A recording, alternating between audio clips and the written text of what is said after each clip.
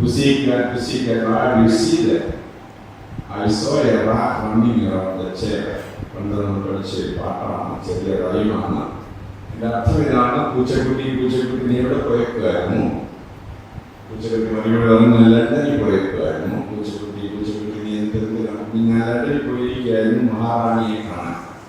പൂച്ചക്കുട്ടി നിന്റെ എന്താ അവിടെ കണ്ടു? ഒരു എലി കസേരയിൽ ഓടുന്നത് കണ്ടേച്ച് ഞാൻ പോകും എന്നാണ് റൈമിൻ്റെ അർത്ഥം.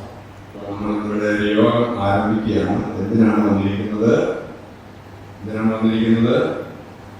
മഹാറാണിയെ കാണാൻ, മഹാരാജാവിനെ കാണാൻ വന്നിരിക്കുകയാണ്. അതുകൊണ്ട് രാജാവിനെ കണ്ടിട്ട് പോകണം. എലി കസേര തെറ്റി ഓടുന്നത് കണ്ടേച്ച് പോകരുത്. അതായത് ഉച്ചക്കുട്ടിക്ക് താല്പര്യമുള്ള കാഴ്ച അതാണ്.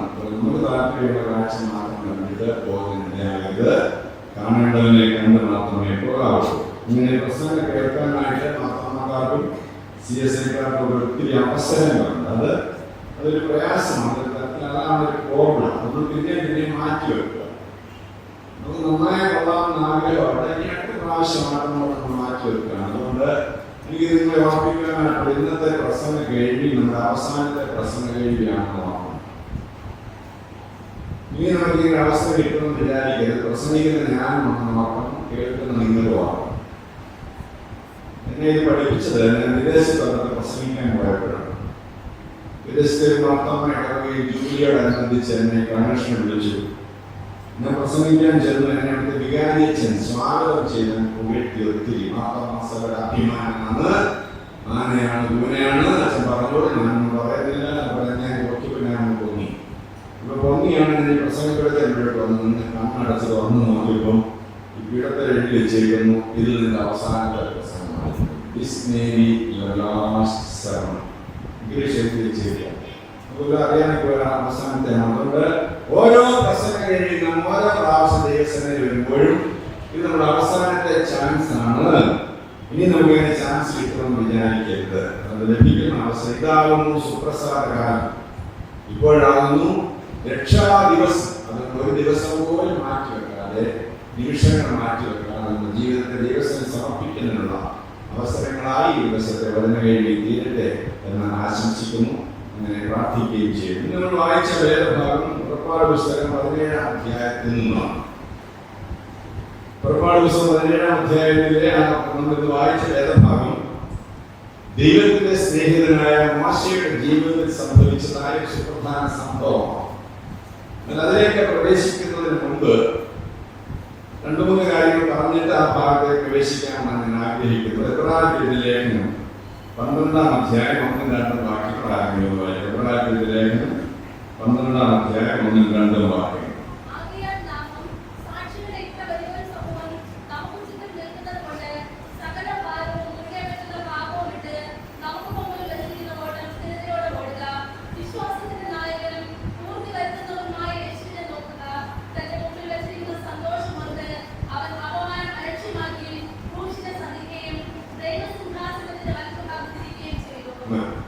നമ്മുടെ ജീവിതം ഒരു യാത്രയാണ്.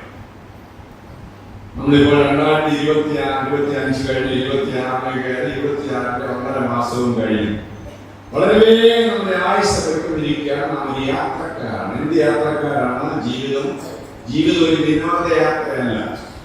Life is not a picnic. അടിച്ചു പൊളിച്ച് തിന്നു കുടിച്ച് മതിച്ച് രസിച്ച് ആരോട് കണക്ക് ബോധിപ്പിക്കാനില്ല എന്നുള്ള മട്ടിൽ ജീവിച്ച് തീർക്കേണ്ട, ജീവിച്ച് കളയേണ്ട ഒന്നല്ല ജീവിതയാത്ര. ഇതൊരു വിനോദയാത്രയല്ല. പിന്നെ ഇതൊരു വിലാപയാത്ര. എപ്പോഴും കരഞ്ഞുകൊണ്ടിരിക്കുന്നതിനും മറ്റുള്ളവരെ കരയിപ്പിക്കുന്നതിനുള്ള ഒരു വിലാപയാത്രയല്ല. പിന്നെന്താണിത്? Life is a pilgrimage. ജീവിതം ഒരു തീർത്ഥയാത്രയാണ്. തീർത്ഥയാത്ര എന്ന് പറഞ്ഞാൽ ഒരു ലക്ഷ്യസ്ഥാനമുണ്ട്. ആ ലക്ഷ്യത്തിൽ എത്തുന്നതിന് വേണ്ടി നീങ്ങുന്നവരാണ് തീർത്ഥാടകർ. അവർക്ക് ചില നിബന്ധനകളുണ്ട്. ആ നിബന്ധനകൾ അംഗീകരിച്ചെങ്കിൽ മാത്രമേ തീർത്ഥാടക സംഘത്തെ അംഗങ്ങളാകൂ. ഇടവക, പാരിഷ് എന്നുള്ള പദത്തിന്റെ മൂലപദത്തിന്റെ അർത്ഥം ഗ്രൂപ്പ് ഓഫ് പിൽഗ്രിംസ് എന്നാണ്. നാം എല്ലാവരും ഒരു തീർത്ഥാടകരാണ്. തീർത്ഥാടക സംഘത്തിലെ അംഗമാണ്. നമുക്ക് ചില നിബന്ധനകളുണ്ട്. എങ്ങനെയും ജീവിക്കാൻ നമുക്ക് അവകാശമില്ല. നമുക്ക് ലക്ഷ്യസ്ഥാനമുണ്ട്, എത്തിച്ചേരുവാനായിട്ട് ഇടമുണ്ട്. അവിടെ നമുക്ക് എത്തിച്ചേരണം. അതായത് നമ്മുടെ ജീവിത ലക്ഷ്യം. അതിന് നമ്മളെ സഹായിക്കുന്നതാണ് രണ്ട് മൂന്ന് കാര്യങ്ങൾ ഇവിടെ പറഞ്ഞിരിക്കുന്നത്. ഒന്നാം അധ്യായത്തിൽ പറഞ്ഞിരിക്കുന്നത് എന്താണ് നമ്മൾ ചെയ്യേണ്ടത്? സാക്ഷികളുടെ വലിയൊരു സമൂഹത്തിൽ ചുറ്റി നിൽക്കുന്നത് കൊണ്ട് അവരെ മാതൃകയാക്കണം. ആരാണ് സാക്ഷിയുടെ സമൂഹം? സാക്ഷിയുടെ സമൂഹം എന്ന് പറഞ്ഞാണ് 12-ാം അധ്യായം ആരംഭിക്കുന്നത്. ആരാണ് സാക്ഷിയുടെ സമൂഹം? 11-ാം അധ്യായത്തിൽ ലിസ്റ്റ് ചേർക്കുന്നത് 14 വിശുദ്ധ പിതാക്കന്മാരുടെ 14 പിതാക്കന്മാരുടെ 2 മാതാക്കളുടെയും പേരാണ് ചേർത്തിരിക്കുന്നത് 11-ാം അധ്യായത്തിൽ. അവരെ കുറിച്ചാണ് പറയുന്നത്. ഇവരാണ് സാക്ഷികളുടെ സമൂഹം. വിശ്വാസക്കാർ എന്നുള്ള പദം 21 പ്രാവശ്യം അധ്യായങ്ങളുണ്ട്. ഈ അധ്യായം അറിയപ്പെടുന്നത് എബ്രായർ ലേഖനം 11-ാം അധ്യായം അറിയപ്പെടുന്നത് വെസ്റ്റ്മിനിസ്റ്റർ ആർമി ഓഫ് ബൈബിൾ എന്നാണ്. വേദപുസ്തകത്തിലെ വെസ്റ്റ്മിനിസ്റ്റർ ആർമി. വെസ്റ്റ്മിനിസ്റ്റർ ആർമി എന്ന് പറഞ്ഞാൽ ഇംഗ്ലണ്ടിലെ മഹാരാജാക്കന്മാരെയും ചക്രവർത്തിമാരെയും മഹാന്മാരെയും ഒക്കെ അടക്കം ചെയ്തിരിക്കുന്ന സെമിത്തേരി സ്ഥിതി ചെയ്യുന്ന പള്ളിയാണ് വെസ്റ്റ്മിനിസ്റ്റർ ആർമി. കഴിഞ്ഞ മാസം ഏപ്രിൽ മാസത്തിൽ ഈസ്റ്ററിനോടനുബന്ധിച്ച് ലണ്ടൻ സന്ദർശിക്കുന്നതിനും ഈ വെസ്റ്റ്മിനിസ്റ്റർ ആർമിയൊക്കെ പോയി കാണുന്നതിനും ഇടയായിത്തീർന്നു. അവിടെ വലിയ വിശ്വാസ പിതാക്കന്മാരെ വലിയ ആളുകളെ അടക്കം ചെയ്തിരിക്കുന്ന സെമിത്തേരി സ്ഥിതി ചെയ്യുന്ന പള്ളിയാണ് വെസ്റ്റ്മിനിസ്റ്റർ ആർമി. വേദപുസ്തകത്തിലെ വെസ്റ്റ്മിനിസ്റ്റർ ആർമി എന്നാണ് 11-ാം അധ്യായം അറിയപ്പെടുന്നത്. കാരണം വിശ്വാസ പിതാക്കന്മാരുടെ നിര്യാണ വാർത്ത ചേർത്തിരിക്കുന്ന അധ്യായമാണ് ഈ എബ്രായർ ലേഖനം 11-ാം അധ്യായം. അവരെ വേദപുസ്തകം വിളിക്കുന്നത് എങ്ങനെയാണ്? സാക്ഷികളുടെ വലിയൊരു സമൂഹം എന്നാണ് അവരെ വിളിക്കുന്നത്. അതായത് ഈ 16 പേരും വളരെ പ്രശ്നങ്ങളൊക്കെ അനുഭവിച്ചവരാണ്. ജീവിതത്തിൽ ഒരുപാട് വേദന അനുഭവിച്ചവരാണ്. അവർ വേദന അനുഭവിച്ചു, പ്രതിസന്ധികൾ അനുഭവിച്ചു. എന്നിട്ട് അവര് ജീവിതം ഓടി തീർത്തു. നമ്മുടെ ഈ ലോക ജീവിതത്തിൽ നമുക്ക് പറയുന്ന പ്രതിസന്ധികളുണ്ടാകും. ഒരു നിമിഷം പോലും ജീവിക്കാൻ കഴിയാതെ തോന്നുന്നതായ വേദനപ്പെടുത്തുന്ന സാഹചര്യങ്ങളുണ്ടാകാം. നമ്മുടെ വിശ്വാസത്തോടെ തന്നെ നമുക്ക് സംശയവും മടുപ്പും തോന്നുന്ന അനുഭവങ്ങളുണ്ടാകാം. അങ്ങനെ ചെയ്യുന്നത് എന്താണ് ചെയ്യേണ്ടത്? ഈ വിശ്വാസ വീരന്മാർ ഓട്ടം ഓടി എങ്ങനെയാണെന്ന് നോക്കണം. നമ്മുടെ ജീവിതത്തിലേക്ക് നമ്മൾ പ്രവേശിച്ച് നോക്കണം. നമ്മളെക്കാൾ വേദന അനുഭവിക്കുന്നവരാണ് ഈ പറഞ്ഞിരിക്കുന്ന എല്ലാ ആളുകളും. ഞാൻ ദക്ഷിണ കൊറിയയിൽ ഉപരിപഠനം നടത്തിയ ആളാണ്. മിസിയോളജി, ക്രിസ്ത്യൻ മിനിസ്റ്ററി എന്നുള്ള വിഷയം. അപ്പോൾ അവിടെ പഠിച്ചുകൊണ്ടിരിക്കുമ്പോൾ എൻ്റെ കൂടെ സെമിനാരിയിൽ പഠിച്ച വിദ്യാർത്ഥിയുടെ ഗ്രാൻഡ് ഫാദർ വലിയപ്പച്ചൻ മരിച്ചു. അത് സെമിനാരിൽ 100 കിലോമീറ്റർ അകലെയുള്ള ഒരു ഗ്രാമത്തിലാണ് അവരുടെ വീട്. ഞങ്ങളെ ഒരു ഗ്രൂപ്പിനെ അവിടെ കൊണ്ടുപോയി. ശവസംസ്കാരം കഴിഞ്ഞ് 3-ാമത്തെ ദിവസമാണ് ഞങ്ങൾ അവിടെ എത്തിയത്. ഞങ്ങൾ എടുത്തപ്പോൾ ഞാൻ കണ്ട കാഴ്ച വലിയ പാട്ടും കൂത്തും മേളവും ഭക്ഷണവും ആഘോഷവും ഒക്കെയാണ്. അപ്പൊ ഞാൻ എൻ്റെ പ്രൊഫസറോട് ചോദിച്ചു, മരണ വീടാണോ കല്യാണ വീടാണോ? അപ്പോൾ ആ പ്രൊഫസർ ജർമ്മൻകാരൻ അദ്ദേഹത്തോട് പറഞ്ഞു, ഈ പ്രസിദ്ധേറിയൻ ഈ വിഭാഗക്കാര് മരണം ആഘോഷിക്കുക. അതായത് ഇവിടുത്തെ വലിയപ്പച്ചൻ ഈ സാക്ഷിയുടെ സമൂഹത്തിൽ ചേർന്നതിന്റെ ആഘോഷമാണ് ഇവിടെ നടക്കുന്നതാണ്. മരണത്തെ അങ്ങനെയാണ് അവർ കാണുന്നത്. മരണം എന്ന് പറഞ്ഞാൽ എന്നേക്ക് നഷ്ടപ്പെടുകയല്ല, വിശ്വാസ വീരന്മാരുടെ പട്ടികയിൽ ഇവിടെ വലിയപ്പച്ചൻ ചേർന്നിരിക്കുന്നു അതിന്റെ ആഘോഷം. മാതാമാക്കാരും CSIക്കാരും ഒന്നും മരിച്ചവർക്ക് വേണ്ടി പ്രാർത്ഥിക്കുന്നവരല്ല. അറിയത്തില്ല, എന്നാൽ സഭയായിട്ട് വളരെ പ്രാർത്ഥിക്കരുതെന്നാണ്. നമ്മൾ മരിച്ചവർക്ക് വേണ്ടി പ്രാർത്ഥിക്കുന്നില്ല, ഓർക്കണം. പക്ഷെ അവർക്ക് വേണ്ടി ആണ്ട് പ്രാർത്ഥനയൊന്നും നടത്തത്തില്ല, ആണ്ട് കുർബാനയും നടത്തത്തില്ല. എന്നാൽ അതൊക്കെ നടത്തുന്ന എപ്പിസ്കോപ്പൽ സഭകളുണ്ട്. മാതാമാക്കാരും CSIക്കാരും മരണത്തെ മരിച്ചവരെ കാണുന്നത് എങ്ങനെയാണ്? അതായത് അവർ ഇന്നും ജീവിക്കുന്നു, പക്ഷെ അവർ വളരുന്നില്ല. അവർ ഓട്ടം പൂർത്തീകരിച്ചു, ഓട്ടം കഴിഞ്ഞു. ഇനി ഒരു മെഡൽ സെറിമണിക്ക് വേണ്ടി വിശ്രമിക്കുകയാണ്. കർത്താവ് വരുമ്പോഴാണ് അവർ മെഡൽ കിട്ടാനായിട്ട് പോകുന്നത്. അതുകൊണ്ടാണ് മരിച്ചവർക്ക് വേണ്ടി പ്രാർത്ഥിക്കാത്തത്. നമ്മൾ മരിച്ചവരെ കാണുന്നത് വാങ്ങിപ്പോയവരെന്നാണ്. കർത്താവിനെ പറഞ്ഞാൽ എന്നെ വിശ്വസിക്കുന്നവനായി വരുന്നോളം മരിക്കയില്ല. അതായത് ഈ ലോക ജീവിതത്തിലൊക്കെ മാറിപ്പോയതിനുള്ളൂ, വാങ്ങിപ്പോയിരിക്കുന്നതിനുള്ളൂ, വിദേശിലേക്ക് അപ്പുറത്തേക്ക് പോയിരിക്കുന്നതിനുള്ളൂ. സഭയെന്ന് പറയുന്നത് 2 കൂട്ടർ കൂടുന്നതാണ്. Church fragment and church militant എന്ന് പറയുന്നത്. അതായത് പോരാടുന്ന സഭയും ജയിക്കുന്ന സഭയും. ജയിച്ച സഭ ആരാണ്? ഓട്ടം തികച്ച വിശ്വാസ വീരന്മാരാണ് ജയിച്ച സഭ. പോരാടുന്ന സഭയാണ് ഞാൻ നിങ്ങളൊക്കെയാണ്. നമ്മൾ ഇന്ന് പോരാടിക്കൊണ്ടിരിക്കണം. അതുകൊണ്ട് ഈ 2 കൂട്ടരും കൂടെ കൂടുന്നതാണ് സഭ. നമ്മുടെ ജീവിതത്തിൽ വേദന തോന്നുമ്പോൾ, മടുപ്പ് തോന്നുമ്പോൾ, സംശയം തോന്നുമ്പോൾ, ഈ ഒരു നിമിഷം പോലും ജീവിക്കാൻ വയ്യാതെ തോന്നുമ്പോൾ വേദപുസ്തകത്തിലേക്ക് തിരിയണം. ഈ വിശ്വാസ വീരന്മാർ എങ്ങനെയാണ് ജീവിതം നയിച്ചതെന്ന് നോക്കാം. അതാണ് ഒന്നാമത് പറയുന്നത്. ഈ സാക്ഷിയുടെ സമൂഹത്തെ മാതൃകയാക്കണം. നമ്മുടെ ജീവിതത്തിന് അവർ ഉത്തേജനം, ഇൻസ്പിറേഷൻ, നമുക്ക് വലിയ പ്രോത്സാഹനം, നമുക്ക് ക്രിസ്ത്യ ജീവിതം തികയ്ക്കാനാണ് നമ്മളെ സഹായിക്കും. രണ്ടാമത് പറയുന്നത് പാപം ഉപേക്ഷിക്കണം. ഈ ജീവിതയാത്ര വിജയിക്കണമെങ്കിൽ നമ്മൾ പാപം ഉപേക്ഷിക്കണം. പാപം എന്ന് പറയുന്നത് ലക്ഷ്യം തെറ്റുക എന്നാണ് ആ പദത്തിന്റെ അർത്ഥം. ഒന്നും തെറ്റുക.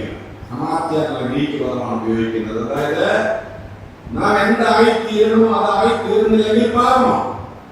ഏതെന്തോട്ടത്തിൽ ദൈവം സൃഷ്ടിച്ചാക്കിയതായ ആദാമും ഹവ്വായും ദൈവത്തിനെതിരായി കൺമോഹം, ജഡമോഹം, അല്ലേ, ജീവനുള്ള പ്രധാനമാണ്. കാണാൻ ഭംഗിയുള്ളതും തിന്നാൻ രുചിയുള്ളതും തിന്നാൻ ദൈവത്തെ പോലെ ആവുന്നതും ആ പാപത്തിൽപ്പെട്ട് ദൈവത്തിൽ നിന്ന് പുറത്തായി.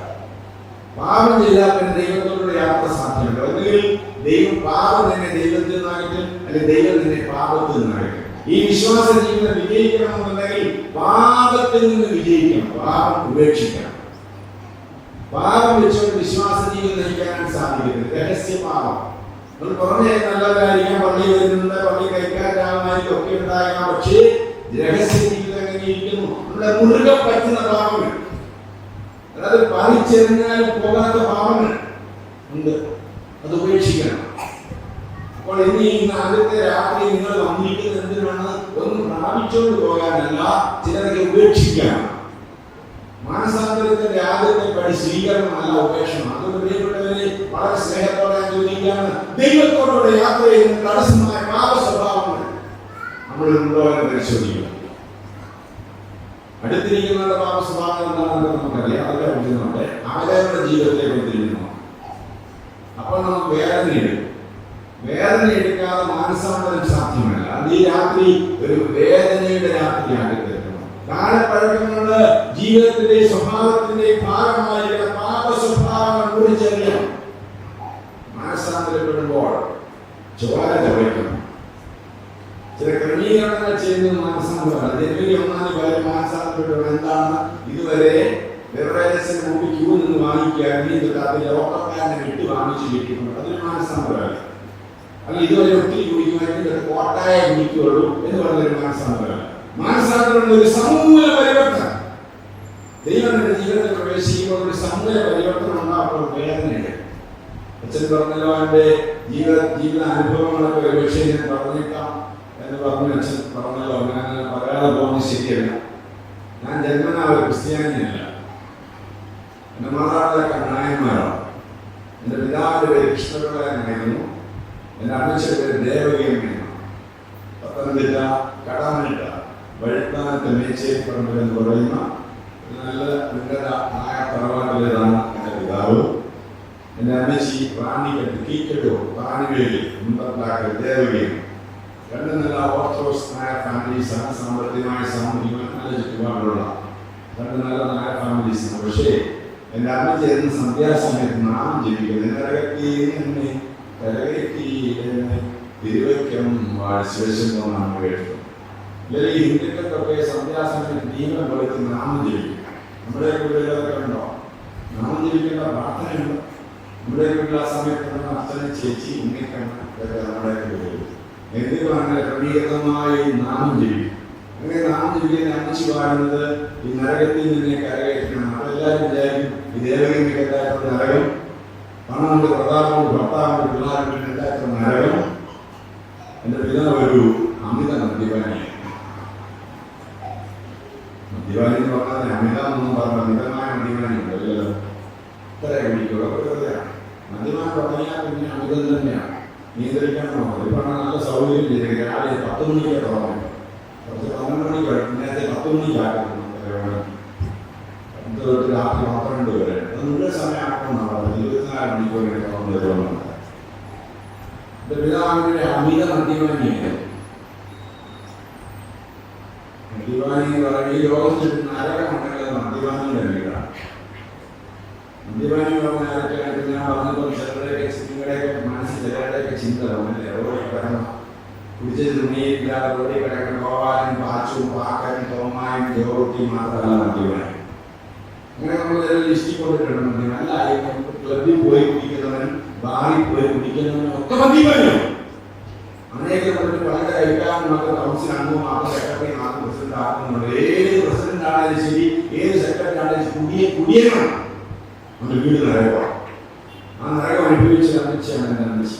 അതുകൊണ്ടാണ് നരകത്തിൽ നിന്ന് കരകയറ്റുന്നത്.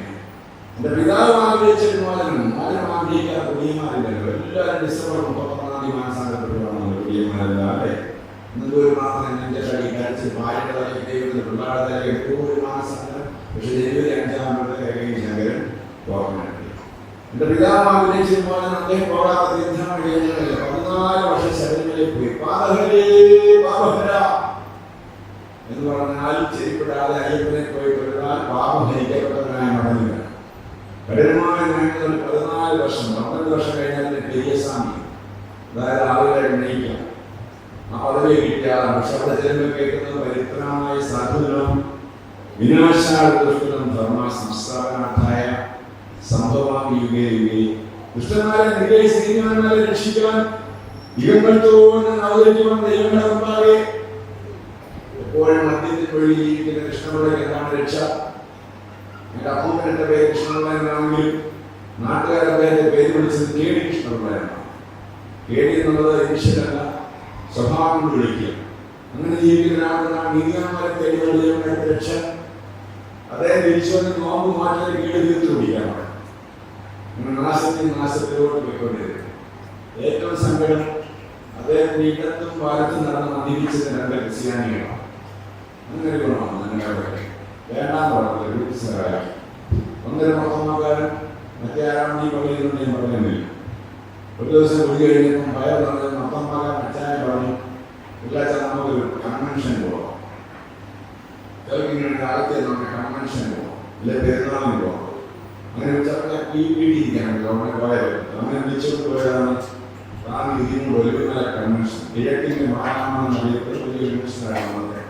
വലയക്കെട്ട് കെട്ടി 2 കാലാടിയും തിരികെ കേട്ടിട്ടുള്ളതും ഇടത്തും ഭാഗത്തുള്ള ക്രിസ്ത്യാനി കൂട്ടുകാരെ ചുരുണ്ടുകളില്ല. പന്തലിക്കാതെ തെളിയിച്ചായിരുന്നു വർഷങ്ങൾക്ക് മുമ്പാണ്. അന്ന് പ്രസംഗ ദേവദാസ് നാരായണനെ കുറിച്ച് വാക്യം പറഞ്ഞിട്ടുണ്ട്. കാണാതെ തെരഞ്ഞെടുപ്പാനുള്ള മനുഷ്യപുത്രം വന്നാൽ വാക്യം ആസ്പദമാക്കി കാണുന്നതിനെ കുറിച്ച് വെളിപ്പെട്ട മഹാസ്നേഹത്തെ കുറിച്ച് ഭാവിയെ തിരഞ്ഞെടുക്കുന്ന ദൈവസ്നേഹത്തെ കുറിച്ച് പ്രസംഗ ദേവദാസൻ പരിശുദ്ധാത്മാവിനെ പരിശുദ്ധാത്മാവ് ശക്തിയുടെയും ധൈര്യത്തിന്റെ ആത്മാവാണ്. ആരെ പിടിക്കണം? ദൈവാത്മാവിനെ പറഞ്ഞു കഴിഞ്ഞപ്പോൾ തലയെക്കെട്ട് കെട്ടി 2 കടാരി തിരികെ തെങ്ങിനെ ചാരിക്കുന്ന കേടി കൃഷ്ണോട് നെഞ്ചിനെ രക്ഷിക്കുന്നു പറഞ്ഞു. സഹോദര യേശുവിനെയും സ്നേഹിക്കുന്നു. സഹോദരനെ വിളിച്ചതിന്റെ പകുതി മാനസാന്തരപ്പെട്ട് കാണുന്നു. കുടിച്ച് ബോധമില്ലാതെ നിൽക്കുന്ന ഒരു മദ്യപാനി സഹോദരനെ വിളിക്കാൻ കഴിയുന്നതാണ് ദൈവസ്നേഹം. അതാണ് സുവിശേഷം. സഹോദര യേശുവിനെയും സ്നേഹിക്കുന്നു.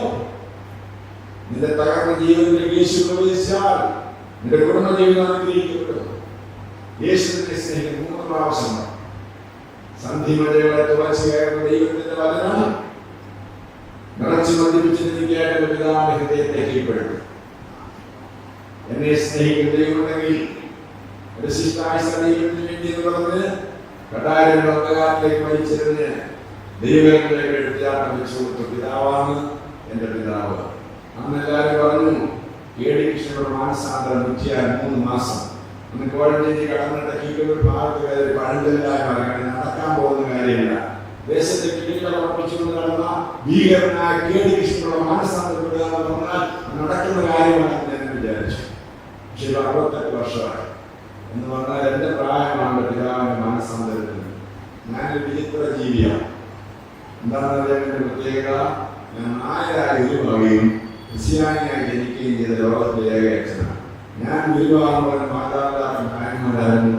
ഞാൻ ജനിച്ചപ്പോൾ ക്രിസ്ത്യാനിയായി. അങ്ങനെ ഗർഭപാത്രത്തിൽ ഒരുപാട് പ്രാർത്ഥന കിട്ടുകയും സുവിശേഷങ്ങളെ സമർപ്പിക്കുകയും ചെയ്ത അച്ഛനാണ്. ദൈവത്തിൽ സ്തോത്രം. അതുകൊണ്ടാണ് എന്റെ പ്രത്യേകത. എന്താണ്? പാപത്തിൽ നിന്ന് വിടിവിക്കുന്ന നാം രക്ഷിക്കപ്പെടുവാൻ ആകാശത്തിലേക്ക് മനുഷ്യർ നൽകപ്പെട്ട യേശുവിന്റെ നാമമല്ലാതെ വേറൊരു നാമമില്ല. ഞാൻ തന്നെയാണ് വഴിയും സത്യവും. പ്രാർത്ഥന യേശുക്രിസ്തുവിന്റെ രക്തം സകല പാപവും വിശുദ്ധീകരിക്കുന്നു. പാപം വെച്ചുകൊണ്ട് ദൈവത്തിന്റെ യാത്ര സാധ്യമല്ല. ഹൈന്ദവ മാർഗത്തിലാണെങ്കിൽ 2 മാർഗങ്ങളാണ്, 2 ന്യായങ്ങളാണ് ഈ പാപമോചനത്തിലുള്ളത്. രക്ഷപ്പെടാൻ 2 ന്യായങ്ങളാണ്. ഒന്ന് മർക്കട ന്യായം. മർക്കടം എന്ന് പറഞ്ഞാൽ കുരങ്ങെന്നാണ്. കുരങ്ങ് മക്കളെ കൊണ്ട് പോകുന്നത് കണ്ടുണ്ടോ? കുരങ്ങ് തള്ളക്കുരങ്ങ് കുരങ്ങ് കൊടുത്തിട്ടുണ്ടോ? കുരങ്ങ് തള്ളക്കുരങ്ങിന് ഒരു മരത്തിന് അടുത്ത മരത്തിലോട്ട് ചാടുമ്പോൾ കുട്ടിക്കുരങ്ങ് എന്താ ചെയ്യുന്നത്? അള്ളി പിടിച്ചിരുന്നതാണ്. തള്ള ഒന്നും ചെയ്യില്ല. അള്ളി പിടിച്ചിരുന്നാൽ കങ്ങി മരത്തിലെത്താം. അതാണ് മർക്കട ന്യായം. മറ്റൊന്ന് മാർജാല ന്യായം. മാർജാല പൂച്ചയാണ്. പൂച്ചയ്ക്കാണ് കുട്ടികളെ പോകുന്നത്. കൊച്ചൊന്നും ചെയ്യേണ്ട തവള കാണിച്ചെടുത്തോ, ചുമ്മാ ഇരുന്നൂറ് വെച്ചാൽ അതാണ് ആചാരം. അതാണ് ഹിന്ദു മതത്തിലെ രണ്ട് ന്യായം രക്ഷിക്കും. എന്നാൽ വേദോസം എന്താണ് പറയുന്നത്? നീ പശ്ചാത്തപിച്ച് നിന്റെ പാപങ്ങൾ ഏറ്റുപറയുമെങ്കിൽ നിന്റെ പാപങ്ങളെ ക്ഷമിക്കാൻ ദൈവം വിശ്വസ്തനാണ്. ഈ ലോകയാത്ര വിജയകരമായി പൂർത്തിയാക്കണമെങ്കിൽ നമുക്ക് മുമ്പേ ഓട്ടം പഠിപ്പിച്ച വിശ്വാസ ജീവിതം മാതൃകയാക്കണം. രണ്ടാമത് മുറുകെ പറ്റുന്ന പാപങ്ങൾ മുറിച്ചെറിയണം. വേദനയുടെ രാത്രിയായി, ഒരു വേദന നോവിന്റെ രാത്രിയായി. ഉപേക്ഷിക്കപ്പെടുമ്പോഴൊക്കെ എപ്പോഴും വേദന എടുക്കുമെന്ന കായംകുളം കത്തോലിക്ക പള്ളിയിൽ പ്രസംഗിച്ചു നിൽക്കുമ്പോൾ വലിയ കൺവെൻഷൻ 12,000 പേരുണ്ട്. പള്ളിയുടെ മുറ്റത്താണ് കൺവെൻഷൻ. അന്ന് കത്തോലിക്ക തിരുമേനിയായിരുന്നു അധ്യക്ഷൻ. ഞാൻ പ്രസംഗിച്ചവരെ ഒരു പകുതിയായപ്പോൾ ചെറുപ്പക്കാരൻ ഇറങ്ങിപ്പോയി. ഞാനൊന്നും പറഞ്ഞില്ല. കൺവെൻഷൻ കഴിഞ്ഞ് ഞങ്ങൾ തിരുമേനിയോട് സംസാരിച്ചു നിൽക്കുമ്പോൾ ഈ ചെറുപ്പക്കാരൻ തിരിച്ചു വന്നു. ഏകദേശിച്ച് കരഞ്ഞുകൊണ്ട് സൂട്ട്കേസ് താഴെ കാത്തിലോട്ട് വീഴാൻ തുടങ്ങിയത് കരഞ്ഞുകൊണ്ട്. ഞാൻ അദ്ദേഹത്തെ പിടിച്ചെന്തായി കാണിക്കുന്നത്? അദ്ദേഹം കരഞ്ഞുകൊണ്ട് പറയാൻ അച്ഛൻ പ്രസംഗിച്ചെടുത്തത് ഞാനാണ് ഇറങ്ങിപ്പോയത്. ഞാൻ കണ്ണൂർ സ്വദേശിയാണ്, കത്തോലിക്ക സഭാംഗമാണ്. കാരണത്തെ ഞങ്ങൾ ബാങ്കിന്റെ ബ്രാഞ്ചിലേക്ക് 1 മാസത്തേക്ക് വന്നതാണ്. ഞങ്ങളുടെ ബാങ്കിൽ നിന്ന് ഹോട്ടലിലേക്ക് പോയപ്പോഴാണ് കൺവെൻഷൻ നടക്കുന്നത് കണ്ടത്. ഞാൻ കുറെ സമയമുണ്ടല്ലോ കേട്ടേക്കാവുന്ന ഞാൻ കയറിയിരുന്നതാണ്. പക്ഷെ കയറി അബദ്ധമായി പോയി. ഞാൻ കയറിയിരുന്നപ്പോൾ മുതൽ അച്ഛൻ പറയുന്ന ഓരോ വാക്കുവിന്റെ ചങ്കിന് കൊണ്ടു പറയണം. അതിനെ വല്ലാതെ നോപ്പിച്ചു. അടുത്ത വാരം അദ്ദേഹം പറഞ്ഞത്, ഞാൻ നന്നായി പോകുമെന്ന് ഞാൻ ഭയപ്പെട്ടു. ഞാൻ നന്നായി പോയാൽ ഇന്ന് നടക്കുന്ന പോലെ നടക്കാൻ സാധിക്കത്തില്ല. പലരോടും പലതിനോടും പറയേണ്ടതായിട്ട് വരും. അതെനിക്കൊരു നഷ്ടബോധമുണ്ടായി. ആ നഷ്ടബോധത്തെ വിഭീഷണപ്പെടുത്തി. ആ വിഭീഷണത്തിന് രക്ഷപ്പെടാൻ വേണ്ടിയാണ് ഞാൻ ഇറങ്ങിപ്പോയത്. അച്ഛാ, എനിക്കൊരു ഞാൻ ഇറങ്ങിപ്പോയപ്പോൾ ആരോട് പറയാൻ തോന്നി, ഞാനിതായാലും പോയതെന്ന് പറയാൻ തോന്നി. ഞാൻ വീണ്ടും ഇരിക്കുന്ന ശരി തോന്നി വെളിയിൽ പ്രസംഗിക്കാന്ന് വെച്ചാൽ എനിക്കൊരു പ്രാർത്ഥിക്കണമെന്ന് കരഞ്ഞ ചെറുപ്പക്കാരനെയാണ്. പ്രിയപ്പെട്ടവരെ, ഈ രാത്രി ഒരു കരച്ചിലിന്റെ രാത്രിയായിട്ട് ഞാൻ കൊണ്ടു നടക്കുന്ന പാപസ്വഭാവങ്ങൾ 3 W's ആണ് ഉപേക്ഷിക്കേണ്ടി വരും. ഒന്ന്, വെൽത്ത്, പണത്തോടുള്ള അത്യാർത്തി മനസാന്തരത്തിന്റെ തടസ്സമാണ്. ദൈവത്തോടുള്ള യാത്രയ്ക്ക് തടസ്സമാണ് പണത്തോടുള്ള അത്യാർത്തി. രണ്ടാമത്തെ വൈൻ അല്ലെങ്കിൽ മദ്യം. എത്ര കുടുംബങ്ങളാണ് തകർക്കപ്പെടുന്നത്, എത്ര കുടുംബങ്ങൾ. മദ്യപിച്ചേച്ച് സന്ദർഭങ്ങൾ പഠിപ്പിക്കാൻ വരുന്ന ഉപയോഗം. മദ്യപിച്ചേച്ച് മർപ്പനായി അച്ഛനെ സഹായിക്കാൻ കയറുന്നവരുണ്ട്. ഇതൊന്നും ഒരു പ്രശ്നമല്ലാത്ത രീതിയിലേക്ക് നമ്മുടെ തലമുറ, നമ്മുടെ സമൂഹം അകപ്പതിച്ചിരിക്കുന്നു. മദ്യം ക്രിസ്ത്യ കുടുംബങ്ങളെ തകർത്തെറിയുന്നതാണ് മദ്യം. എത്ര കുടുംബമാണ് ആത്മഹത്യ, എന്തിന്റെ കുറവാണ്? എല്ലാം ഒന്നുമില്ല, നരകമായ അവസ്ഥയിലേക്ക് എത്തിക്കുന്ന മദ്യം. മൂന്നാമത്തെ അല്ലെങ്കിൽ സെക്സ്, ജഡമോ. എത്ര ജീവനങ്ങളാണ് തകർക്കപ്പെടുക. സാമൂഹ്യ മാധ്യമങ്ങളുടെ അതിപ്രസരം എത്ര കുടുംബങ്ങളെയാണ് തകർക്കുന്നത്. പ്രിയപ്പെട്ടവരെ, ഈ രാത്രി പാപത്തിന്റെ ബന്ധനത്തിലുള്ള ഒരു മോചനത്തിന്റെ രാത്രിയായിട്ട് പാപം വെച്ചുകൊണ്ട് വിജയകരമായ യാത്ര സാധിക്കത്തില്ല. പാപം ഉപേക്ഷിക്കണം. നാം രക്ഷിക്കപ്പെടുവാൻ ആകാശത്തിലെ നൽകപ്പെട്ട യേശു എന്ന നാമമല്ലാതെ വേറൊരു നാമമില്ല.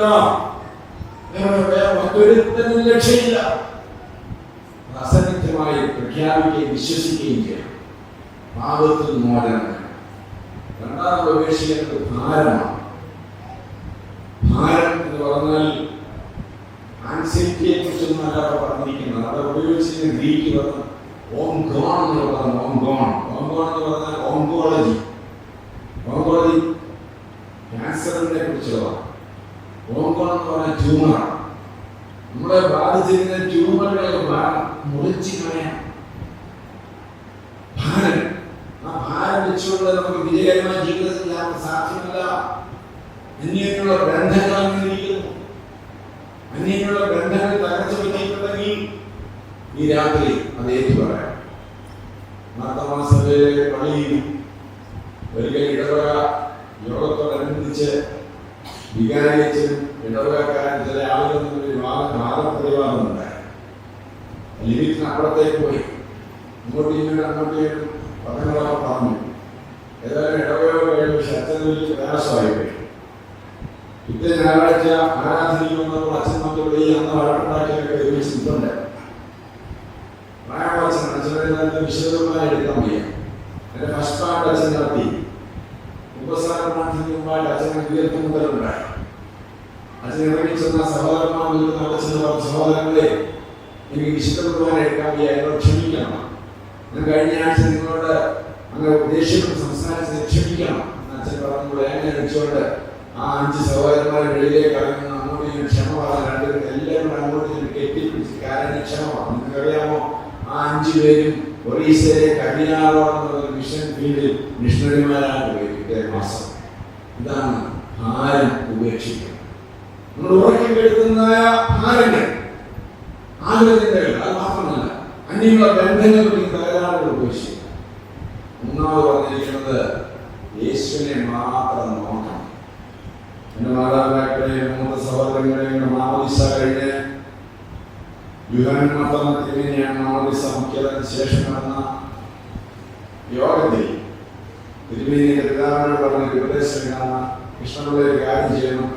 ഞങ്ങളെ ആരെയും നമുക്ക് യേശുവിനെ മാത്രമേ നോക്കാം. പ്രിയപ്പെട്ടവരെ, നമ്മുടെ ക്രിസ്ത്യ ജീവിതം വിജയകരമായി പൂർത്തിയാക്കണമെങ്കിൽ യേശുവിനെ മാത്രം നോക്കണം. മറ്റെവിടേക്കെങ്കിലും നോക്കിയാൽ നമ്മൾ പരാജയപ്പെട്ടു.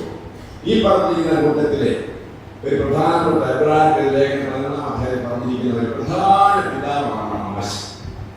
നമ്മുടെ 3 ദിവസം 3 പിതാക്കന്മാരുടെ ചരിത്രമാണ് ധ്യാനിക്കാനായിട്ട് പോകുന്നത്. ഈ സാക്ഷിയുടെ സമൂഹത്തിൽ പേരെഴുതപ്പെട്ടിരിക്കുന്ന ഒരു പ്രധാനപ്പെട്ട ഒരാളാണ് മോശെ.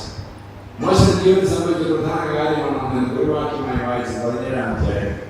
മോശയെ നമുക്കറിയാം, മോശ ജനിച്ചത് ഒരു കെട്ട കാലത്താണ്. എബ്രായ പാവന്മാർ ആൺകുട്ടികളെ 3 മാസത്താണ്ട് എല്ലാ കുഞ്ഞുങ്ങളെയും കൊല്ലണം എന്ന് ഫറവോൻ കൽപ്പനയെടുത്ത് ഒരു കെട്ട കാലത്ത് ജനിച്ച കുഞ്ഞാണ് മോശ. പക്ഷെ മോശയെ കൊല്ലാനായിട്ട് വിടാനായിട്ട് മാതാപിതാക്കൾ തയ്യാറായില്ല. മാതാപിതാക്കൾ എന്താ ചെയ്തത്? മോശയെ സംരക്ഷിച്ചു എന്നാണ് വായിക്കുന്നത്. മാതാപിതാക്കളുടെ ചുമതലയാണ് കുഞ്ഞുങ്ങളെ സംരക്ഷിക്കുക എന്നുള്ളത്. ദൈവം താങ്കളുടെ കുഞ്ഞുങ്ങളെ സംരക്ഷിച്ചു മാതാപിതാക്കൾ. എന്നിട്ട് 3 മാസം കഴിഞ്ഞപ്പോൾ അവനെ വിളിച്ചു വെക്കാൻ ഒട്ടാതെ വന്നപ്പോൾ അവനെ ഞാങ്ങ പെട്ടകൊണ്ടാക്കി പശയും കീലും തേച്ച് ഒരിക്കലും ഈ ജലത്തിൽ നദിയിലെ ജലം അകത്ത് കയറിയില്ല ഉറപ്പ് വരുത്തിയിട്ട് അവനെ നൈൽ നദിയിൽ കൊണ്ടുവച്ചു. പ്രിയപ്പെട്ട മാതാപിതാക്കളെ, ദൈവം നമുക്ക് നൽകുന്ന ദാനങ്ങളായ കുഞ്ഞുങ്ങളെ നമ്മൾ സ്വീകരിക്കണം. ദൈവം നൽകുന്ന വലിയ ദാനങ്ങളാണ് കുഞ്ഞുങ്ങൾ. ആ കുഞ്ഞുങ്ങളെ സ്വീകരിച്ച് നമ്മൾ വളർത്തണം, അവരെ സംരക്ഷിച്ച് വളർത്തണം. ഒരു പരിധി വരെ മാത്രമേ നമുക്ക് അവരെ വെച്ചുകൊണ്ടിരിക്കാൻ സാധിക്കത്തുള്ളൂ. അത് കഴിഞ്ഞവരെ നമ്മൾ വെളിയിലേക്ക് വിടുകയാണ്. കീഴും പശയും തേച്ച് ലോകത്തിന് മ്ലേച്ഛത കയറിയില്ലാൻ ഉറപ്പാക്കി വേണം അവരെ സമൂഹത്തിലേക്ക് വിടാൻ. വളരെ വല്ലാത്തൊരു സമൂഹത്തിലാണ് നമ്മുടെ കുഞ്ഞുങ്ങൾ ജീവിക്കുന്നത്. വല്ലാത്തൊരു സമൂഹത്തിലാണ്. ആ ഒഴുക്കിന് അനുകൂലമായി നീന്താതെ ഇരിക്കണമെങ്കിൽ, ഈ ലോകത്തിന്റെ മാലിന്യങ്ങളിലേക്ക് കയറാതിരിക്കണമെന്നുണ്ടെങ്കിൽ കീഴും പശയും തേച്ച് അവർ സുരക്ഷിതരാണ്. അങ്ങനെയാണ് നമ്മുടെ മക്കളെ എത്തിക്കുന്നത്. ഞാൻ കഴിഞ്ഞ വർഷം ബാംഗ്ലൂർ ഈസ്റ്റ് വരെ CSI പള്ളി പ്രസംഗിക്കാൻ പോയി. വലിയ ഇടവകയാണ്, സെൻട്രൽ കേരള ദേശത്തിന്റെ പള്ളിയാണ്. അവിടെ 8 മണിക്കാണ് യോഗ തുടങ്ങുന്ന സിറ്റിയാണ്. 10 മണിക്കാണ് തീരുന്നത്. 10 മണിക്കായപ്പോൾ ഞാനൊരു വൈഫാണ് ഞങ്ങളുടെ വീട്ടിൽ ഭക്ഷണത്തിന് കൊണ്ടുപോകാനുള്ള ഒരു ഇടവകാണ്. അദ്ദേഹം കാർ ഓടിച്ചോണ്ടിരിക്കുകയാണ്. ഒരു പ്രത്യേക സ്ഥലത്ത് നമ്മൾ അദ്ദേഹം പറയുകയാണ്, ഈ അച്ഛൻ കുറച്ചുകൂടി കുറച്ചു നേരം കണ്ണടച്ചിരുന്നു. ഇടത്തോട്ട് വലത്തോട്ട് നോക്കരുത്, കുറച്ചു നേരം കണ്ണടച്ചിരുന്നു. ഞാൻ ചോദിച്ചത് എന്താ സാറേ? സ്വതന്ത്രമാണ്. എന്നോട് എൻ്റെ അതിലും നേച്ചത് സ്വതന്ത്രമാരെക്കാളും നേച്ചമായ കാര്യങ്ങളാണ് നടക്കുന്നത്. കണ്ണു തുറന്ന് നടക്കുന്ന നോക്കാൻ പറ്റാത്ത സ്ഥിതിയാണ് ഇവിടെ. ബാംഗ്ലൂർ പഠിക്കാൻ പോയത് ആ സാറ് പറഞ്ഞു, അവിടെ 95% മലയാളികളാണ്, അതിൽ 90% ക്രിസ്ത്യാനികളാണ്. വീട്ടിൽ നിറയെ കഴിഞ്ഞാൽ എങ്ങനെയാണ് മക്കൾ ജീവിക്കുന്നത് നോക്കണം. പണം മാത്രം കൊടുത്താൽ പോരാ, ഈ ലോകത്തെ മേൽച്ചതകൾ കയറിയെല്ലാം ഉറപ്പാക്കണം. എങ്ങനെയും ജീവിക്കണം. നമ്മുടെ സമൂഹത്തിന് ക്രിസ്ത്യ തലമുറയ്ക്ക് ഒരു വലിയൊരു പ്രശ്നമാണിത്. അടുത്ത തലമുറ നമുക്ക് നഷ്ടപ്പെടും. എനിക്ക് CSIയുടെ വലിയ ഞാൻ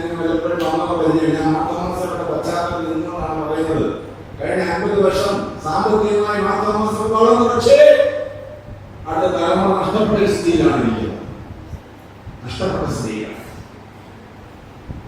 പുതിയ സ്വയം കല്യാണം കഴിക്കണ്ട, 10-40 വയസ്സായ കല്യാണം കഴിക്കാൻ പറ്റും. കല്യാണം കഴിച്ചാൽ തന്നെ പിള്ളേരുമില്ല. നമ്മുടെ ക്രിസ്ത്യൻ സമൂഹത്തിൽ വലിയ അപകടമാണ്. എങ്ങനെയും ആരെയും കല്യാണം കഴിക്കാം, നോ പറയാൻ പേടിയാണ്. ഈ അടുത്ത സമയത്ത് നമുക്കാണല്ലോ വാട്സാപ്പിലൊക്കെ ഒരു വാർത്ത വന്നു. പാലാ രൂപതയിൽപ്പെട്ട റോമൻ കത്തോലിക്ക കുടുംബത്തിൽപ്പെട്ട അപ്പനും അമ്മയും പ്രൊഫസേഴ്സ് ആയിരിക്കുന്ന ഒരു ഭവനത്തിലെ ഏക മകൾ MBBS പഠിക്കുകയാണ്. അവൾ പഠിച്ചുകൊണ്ടിരിക്കുമ്പോൾ അവളെ വീഴ്ച മറ്റ് സമുദായത്തിൽപ്പെട്ട ആള് അതിനുവേണ്ടി നടക്കുന്നവരുണ്ട്. പല പേരുകളൊക്കെ പറയുന്നത് പറയുന്നില്ല. വീഴിക്കാൻ വേണ്ടി തന്നെ നടക്കുന്നവരുണ്ട്. അവൻ MBBS പഠിക്കുന്നതൊന്നുമല്ല, പഠിക്കുന്നത് തന്നെയാണോ അറിയത്തില്ല. ഇവിടെ അവർക്ക് കല്യാണം കഴിക്കണം. അവളൊന്ന് വീട്ടിൽ പറഞ്ഞു, എനിക്ക് ഇന്നലെ കല്യാണം കഴിക്കും. MBBS പഠിക്കുന്നവരാണ്. ഏകമായ വീട്ടിലെ പാലാ രൂപതയിലെ കത്തോലിക്ക സഭ. അത് വീട്ടിൽ നിന്ന് പറഞ്ഞ മാതാപിതാക്കളെ ജനക്കൂട്ടിപ്പോയി. അവരെ പോവാണ്, അവരെ പുറകെ പോവാണ്. ആളൊന്നും നിർബന്ധം രക്ഷയില്ല. ഇതില്ല അവൾ പറഞ്ഞ എനിക്ക് പിതാവിനെ കാണണം, തിരുമേനി പാലാ രൂപതയിലെ തറയിൽ തിരുമേനിയെ കാണണം. അപ്പൊ അപ്പഴ നീ തിരുമേനിയെ കഴിഞ്ഞ് പോവല്ലേ, പോവാണെങ്കിൽ തിരുമേനിയെ കാണണം. ഈ മകളുടെ നിർബന്ധത്തിൽ വേണ്ടി അപ്പനും അമ്മയും പെണ്ണിനെടുത്തോളൂ. പാലാ രൂപത ബിഷപ്പിലാണ് ബിഷപ്പ് അവസ്ഥ കാര്യങ്ങളൊക്കെ പറഞ്ഞു. കാര്യങ്ങളൊക്കെ പറഞ്ഞപ്പോൾ തിരുമേനിയെ കേട്ടേച്ച് മോളെ നീ എന്നോട് ക്ഷമിക്കണമെന്ന് പറഞ്ഞു. എന്നോട് ചോദിച്ചു, തിരുമേനി എന്നോട് പിതാവിനോട് എന്ത് ചെയ്യും, ഞാൻ തിരുമേനി എന്നോട് ക്ഷമ ചോദിക്കും. അതേപോലെ മോളെ യേശു മാത്രമേ ലോകരക്ഷകനുള്ളതിനെ പഠിപ്പിക്കാൻ എന്റെ സഭ മറന്നുപോയി, നിന്റെ മാതാപിതാക്കൾ മറന്നുപോയി. അതുകൊണ്ടാണ് ഈ കാഴ്ച കാണിക്കുന്നതെന്ന് പറഞ്ഞത്. ഞങ്ങളെ വിളിച്ചത് നിന്നെ വളർത്തേണ്ടതുപോലെ വളർത്തിയില്ല, അതാണ് പ്രശ്നം. അതുകൊണ്ടാണ് ക്ഷമിക്കണമെന്ന് പറഞ്ഞു. എന്നിട്ട് ചോദിച്ചു, മോളെ നിനക്ക് അവനെ ഇങ്ങോട്ട് കൊണ്ടുവരരുത്.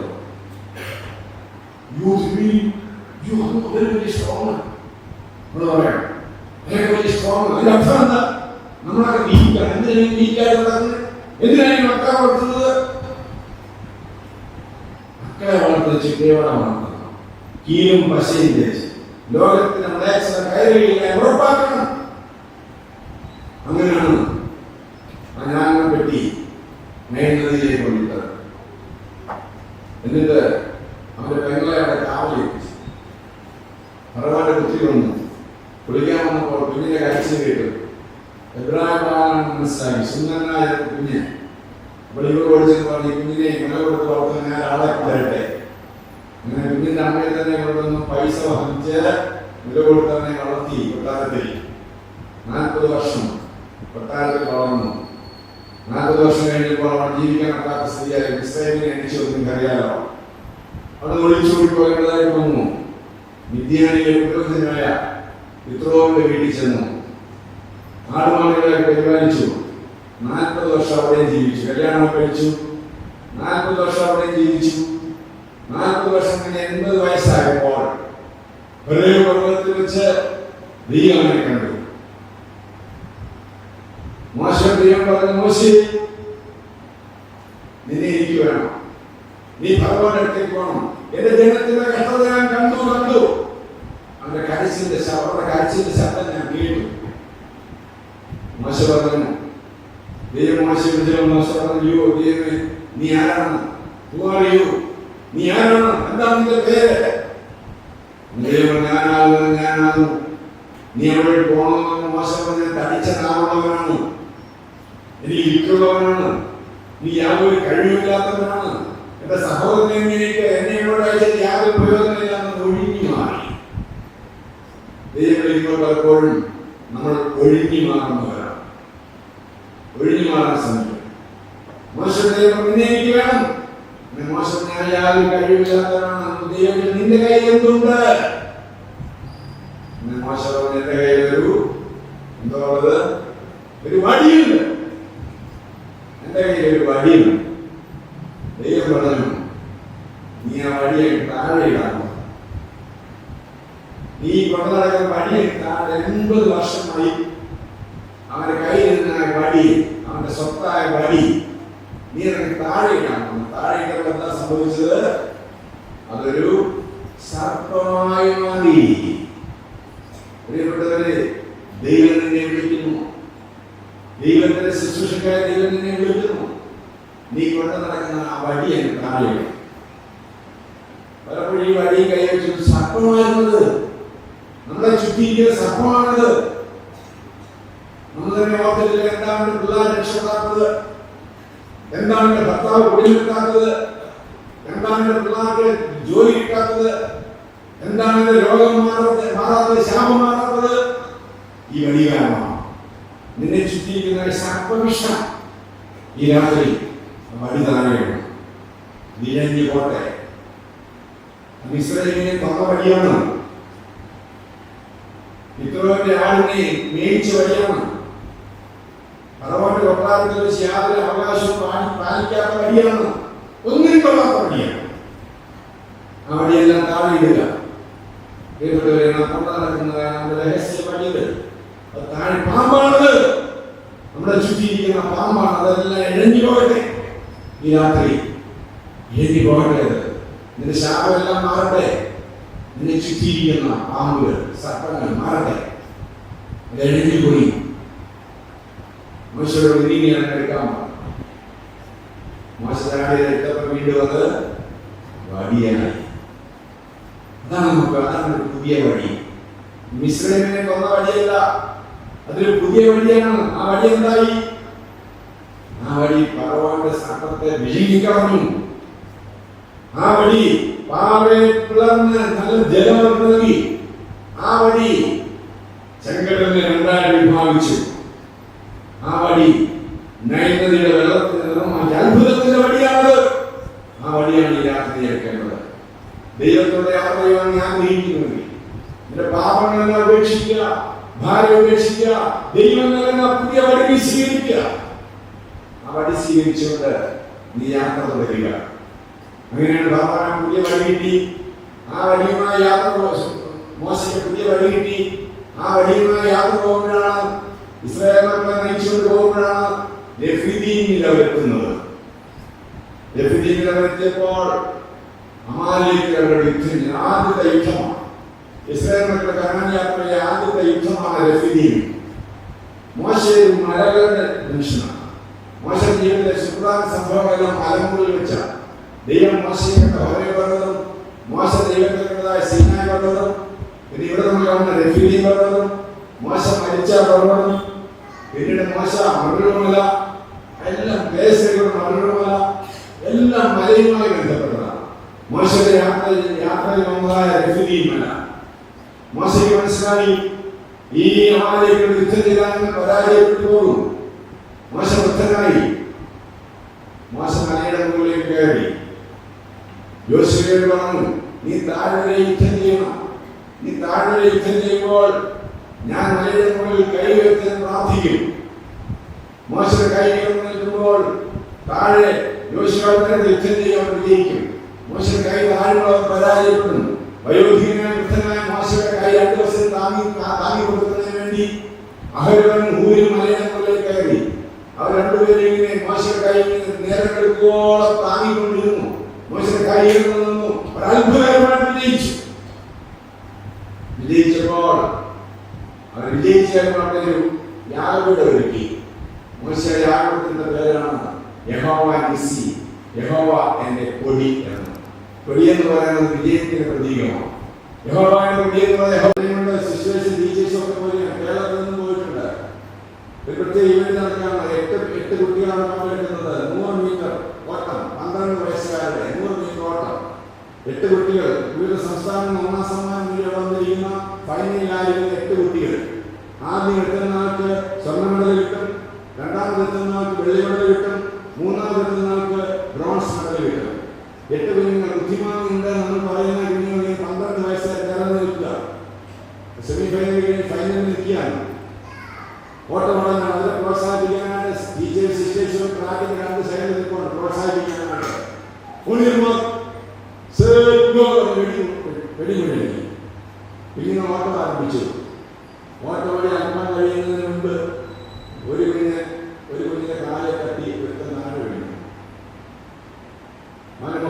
അടിച്ചു, മണ്ണിലടിച്ചു. അവൻ്റെ മുഖം കൊണ്ട് ചോര വന്നു, ചിരിയെല്ലാം മുഖത്തെല്ലാം മണ്ണ് പറ്റി ചോര വന്നിടുന്ന കാര്യങ്ങൾ. ഭാഷ അറിയാൻ വയ്യാത്ത കുട്ടികളാണ്, അങ്ങനെ യാതൊരു പരിചയമില്ലാത്തവരാണ്, ആദ്യമായിട്ട് കാണുന്നവരാണ്. ആരെയൊന്നും പറഞ്ഞിട്ടല്ല. ഒന്നാമത് സ്വർണ്ണം, രണ്ടാമത്തെ വെള്ളിയും, മൂന്നാമത്തെ ഓടുവിടലും കിട്ടും. സംസ്ഥാനത്തെ പ്രതികരിച്ചുകൊണ്ടിരിക്കുകയാണ് അവർ. പക്ഷെ ആരും പറഞ്ഞിട്ടല്ല.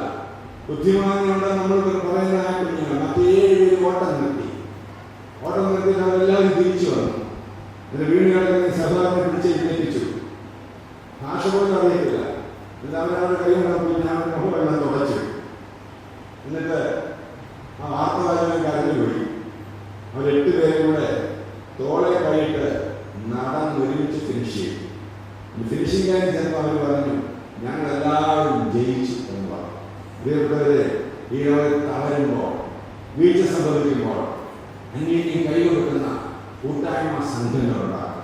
അവരവരും ഭൂമിയും മോശ കൈ തളരാതെ ഉയർത്തിപ്പിടിച്ചിരുന്നു. ആ സമൂഹത്തിന് വിജയിക്കുവാൻ കാരണമായി പ്രാർത്ഥന കേൾക്കുന്നവനായ ദൈവം ജീവിക്കും. നമ്മുടെയൊക്കെ ജീവിതം ഉള്ളതാണ്. കഴിഞ്ഞ നമ്മൾ ഒരുപാട് പ്രാർത്ഥിച്ചവരാണ്. ആ പ്രാർത്ഥനയുടെ ഫലമായി നമ്മൾ അനുഗ്രഹിക്കപ്പെടും. എന്നാൽ ഇന്ന് പ്രാർത്ഥന എത്രമാത്രമുണ്ട്? എന്നെ കാണാനായിട്ട് കഴിഞ്ഞ വർഷം ആറന്മുള പോലീസ് സ്റ്റേഷനിലെ രസ് എന്നെ കാണാനാണ്. എനിക്ക് പരിചയമുള്ള ഒരു സുഹൃത്താണ്. അദ്ദേഹം ഒരു ഓർത്തഡോക്സ് സഭാംഗമാണ്. സന്ധ്യാസമയത്താണ് വന്നത്. എന്നെ സ്വീകരിച്ചിരിക്കും. അദ്ദേഹം പറഞ്ഞ, അച്ഛനോട് ഞാൻ പ്രധാന കാര്യം പറയാൻ വന്നതാണ്. എന്താണെന്ന് അദ്ദേഹത്തിൻ്റെ സഹോദരൻ്റെ ഭാര്യയുടെ കാല് മുറിച്ച് കളയാനായിട്ട് തീരുമാനിച്ചിരിക്കുകയാണ് അമൃത ഹോസ്പിറ്റലിലെ ഡോക്ടർ. കാലങ്ങാപ്പാടെ ഇൻഫെക്ഷനായി ഇടത്തുകാലം മുറിച്ച് കളയാൻ പറ്റത്തുള്ളൂ. 3 ആഴ്ചയ്ക്കകം മുറിച്ച് കളയും. 32 വയസ്സുള്ള യുവതി, 2 കുഞ്ഞുങ്ങളുടെ അമ്മ അമൃത ഹോസ്പിറ്റൽ പ്രവേശിക്കപ്പെട്ടിരിക്കുകയാണ്. ആ ഇടയ്ക്കാണ് അദ്ദേഹം തിരുവനന്തപുരത്തെ പോലീസ് ഹെഡ്ക്വാർട്ടേഴ്സിൽ ഏതോ കാര്യത്തിന് വേണ്ടി വന്നു. സ്വന്തം ജീപ്പിലാണ് വന്നത്. ഡ്രൈവറാണ് ഇദ്ദേഹമാണ്. ഇദ്ദേഹം തിരുവനന്തപുരത്തിൽ വന്ന പുത്തരിക്കണ്ട മൈതാനത്ത് കോട്ട ആശ്രമത്തിലെ ഒരു വലിയ യോഗം നടക്കുന്നു. രോഗശാന്തി ശുശ്രൂഷകളുടെ യോഗം നടക്കുന്നു. അപ്പോൾ അവിടെ എഴുതി വെച്ചിരിക്കുന്നു, യേശുക്രിസ്തു പാപികളെ രക്ഷിക്കുന്നു, രോഗികളെ സൗഖ്യമാക്കുന്നു, രാജാവായി വേഗം വരുന്നു എന്ന് എഴുതി വെച്ചിരിക്കുന്ന ബാനറുകൾ. അതിന് താഴെ ഫോൺ നമ്പർ കൊടുത്തിട്ടുണ്ട്. അദ്ദേഹം ആ ജീപ്പിൽ ഇരുന്നുകൊണ്ട് തന്നെ ആ ഫോൺ നമ്പറിൽ വിളിച്ചു. ആ കോൾ ചെയ്യുന്നത് കോട്ട ആശ്രമത്തിലാണ്, ചാലക്കുടിയിൽ. അവിടെ ഫോൺ അറ്റൻഡ് ചെയ്തു.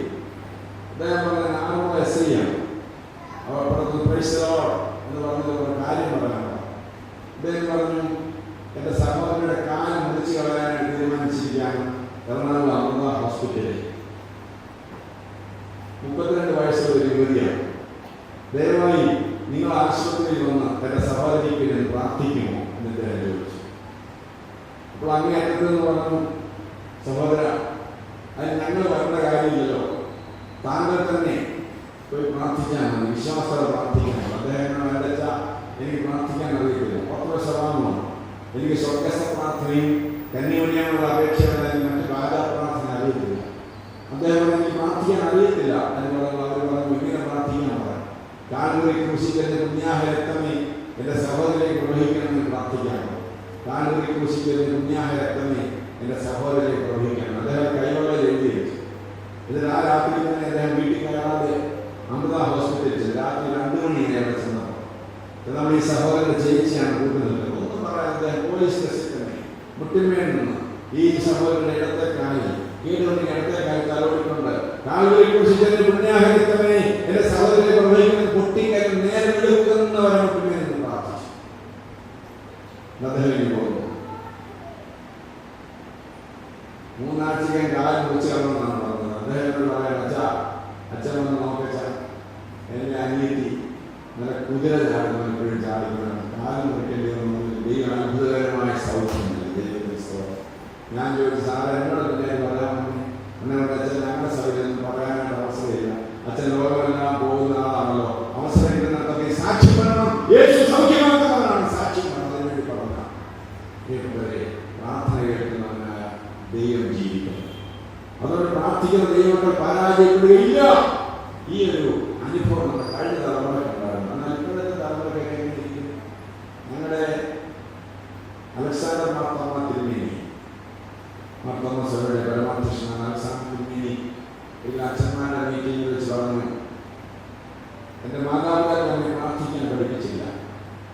ഞങ്ങൾ വിചാരിച്ചു തിരുമേനിയുടെ ഓർമ്മ പ്രശ്നമാണ് നാരായണ കഴിഞ്ഞു.